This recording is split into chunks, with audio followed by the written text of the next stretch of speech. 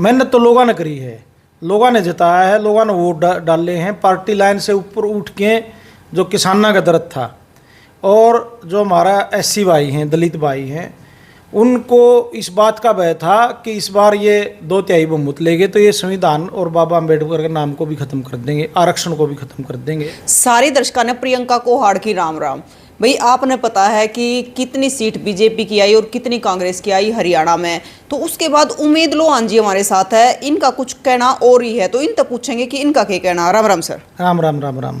तो सर आपका कहना है कि 5 जो बीजेपी की आई और 5 कांग्रेस की आई है, बिल्कुल ये 10 की 10 विपक्ष के खाते में जानी थी सीटें, लेकिन हरियाणा के जो कांग्रेस के नेता थे उन्होंने भारतीय जनता पार्टी से मिलके इस चीज़ को ऐसे मोड़ पे ले आए कि 5 सीट विपक्ष को गंवानी पड़ी यहाँ। और न सिर्फ हरियाणा प्रदेश में बल्कि आप बिहार की देखोगे, नीतीश कुमार जी को भी बाहर करके इससे 30 सीटों का नुकसान बिहार में हुआ और 5 सीटों का नुकसान आपका हरियाणा में हुआ। यदि 35 सीट उधर जोड़ दिए जाए और यहाँ से घटा दी जाए तो 70 सीटों का फर्क पड़ता है।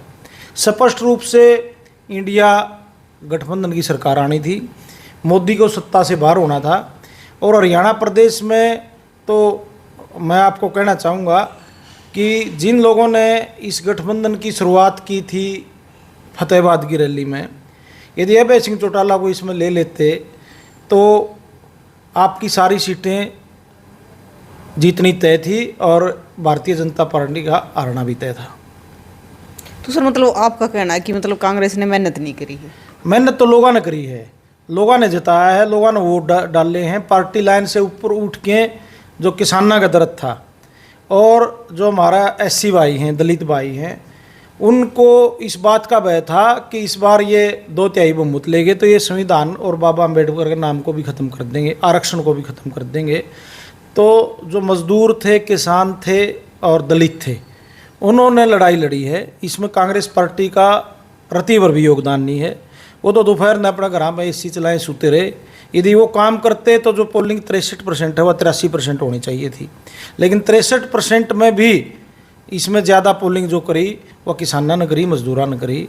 इसका नतीजा है कि आज 5 सीटें जीती हैं कांग्रेस ने। तो सर जो 5 सीटें कांग्रेस ने जीती है वो किसान मजदूर के दम पे जीती है? बिल्कुल किसान मजदूर के दम पर जीती है। आप नारनौंद में बैठे हैं, हम नारनौंद का प्रत्याशी था जो कांग्रेस पार्टी का बलजीत सिंह सियाग, उसका 8200 वोट आए हुए हैं।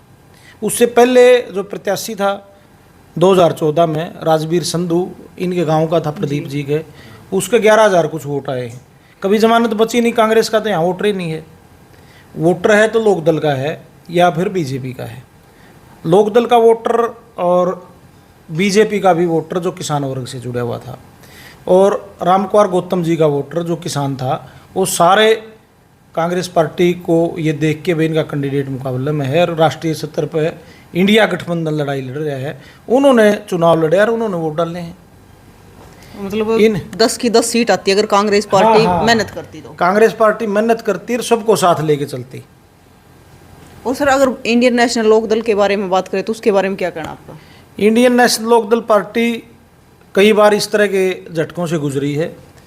जो देवलाल ने इसकी स्थापना आपके ज़िले जींद में की थी और इतने महान आदमी द्वारा स्थापित कोई चीज़ इस तरह ख़त्म नहीं हो सकती। हम सारे किसान और मजदूरों के साथ मिलकर मेहनत करेंगे और वही पुराना दौर इन लोग आएगा। आपको लगता है सर आएगा वही दौर? हाँ बिल्कुल लगता है। और मैं उन साथियों से भी कहना चाहता हूँ जो पिछले चुनाव तक भी हमारे से जुड़े हुए थे, तो जज्बा में चले गए थे, लेकिन वो सारे साथी वही थे लोकदली। वह आप निराश ना हो, आपने किसी के दूसरे के घर के बारे में बैठने की ज़रूरत नहीं है। आपका यहाँ पूरा मान सम्मान होगा और पूरी ज़ोर शोर से किसानों की लड़ाई हम मिल के लड़ेंगे और आपका मान सम्मान बढ़ाने का काम करेंगे। देखो सर मतलब जो किसान मजदूर ने जिसने वोट करी है तो उसने बीजेपी की एंटी में करी है? बिल्कुल, बीजेपी के मोदी के खिलाफ वोट किए हैं। जिस तरह किसानों के खिलाफ आए दिन कानून लाए जा रहे थे, आरक्षण को ख़त्म करने के इनके जो प्रवक्ता धमकियां दे रहे थे, और जिस तरह माइनॉरिटी और मुसलमानों के खिलाफ आए दिन ये बोलने का काम कर रहे थे, देश से बाहर निकालने का बात कर रहे थे। कोई भी बात कहता था तो उसको कहते थे पाकिस्तान चले जाओ। इस तरह का जो माहौल इन्होंने बना रखा था, उस माहौल को देखते हुए इनके मुंह पर जोरदार तमाचा आम आदमी ने मारने का काम किया है। सर अगर बीजेपी के एंटी में अगर बात करें तो कांग्रेस ही क्यों, पार्टी तो और भी बहुत सारी हैं। नेशनल लेवल पर जो अलायंस बना उसको लीड कांग्रेस कर रही थी नेशनल लेवल पे, और हरियाणा प्रदेश में क्षेत्रीय दल को इसमें शामिल नहीं होने दिएगा।